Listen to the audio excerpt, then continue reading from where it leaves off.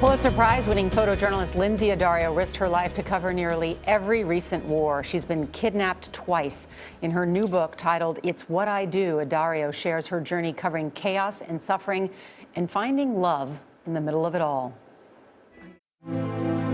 Beautiful, haunting, and informative are just a few words to describe Lynsey Addario's work as a photojournalist.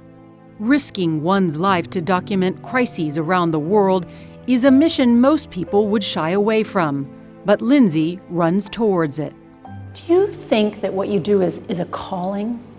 Yeah. I think when I started going to war zones and started covering humanitarian issues, it became a calling because I realized I had a voice and I can give people without a voice. And now it is something that sits inside of me every day. For the better part of 2 decades, Lynsey found those voices while covering the wars in the Middle East. And it turns out the woman on the right was in labor and her water had just broken. She says the fact that she's a woman gives her unique access to half of the population there, and it doesn't hold her back on the front lines. Right before this, we had been airlifted onto the side of a mountain. In 2007, she was embedded for 2 months with the 173rd Airborne Battle Company when the Taliban attacked. She captured the entire scene, including the death of Staff Sergeant Larry Rugel, who had become a friend. I was crying so hard as I was running back. It was really difficult to shoot. And it was just an incredibly personal, difficult moment for everyone, really. Lynsey was spending close to 280 days a year on the road, away for months at a time. 6 years ago, she got married, but she didn't slow down and even put the idea of starting a family on hold.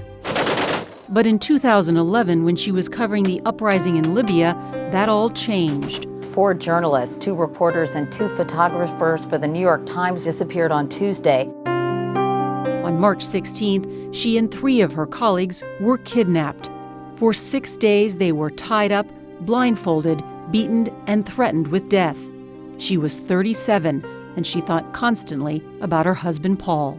I was thinking, if I get out of this alive, okay, I will try and start a family with Paul. 3 months after being released, she was pregnant. But when you found out you were pregnant, you said to your husband, Paul, my life is over. And I think that...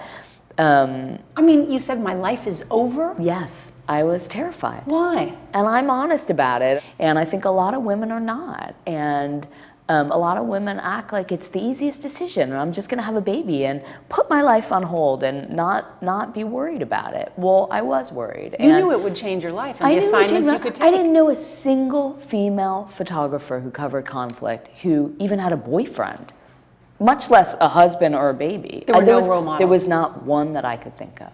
She hid her pregnancy from her editors, ignored the advice of doctors, and continued to travel and work in places like Gaza, Afghanistan, and Somalia, where a famine was gripping the country.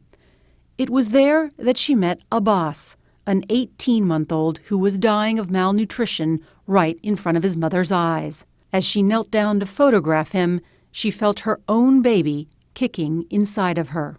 And you write, "It was the most incongruous, most unfair juxtaposition of life and death I had felt since I began my journey as a photographer."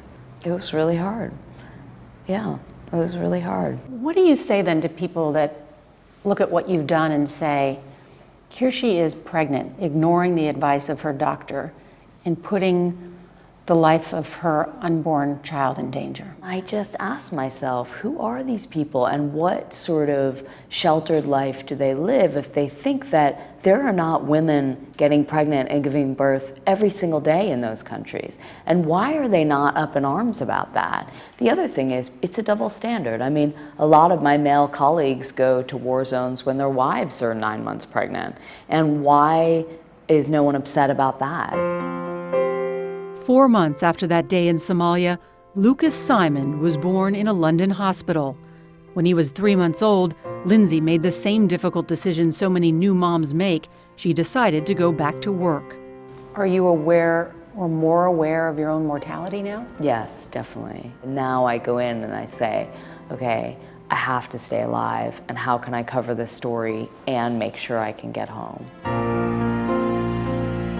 She's leaving the combat assignments to others, for now at least, but Lynsey is still out there, photographing those who need a voice all around the world. I think it's important to have perspective and to look at what you don't necessarily want to see.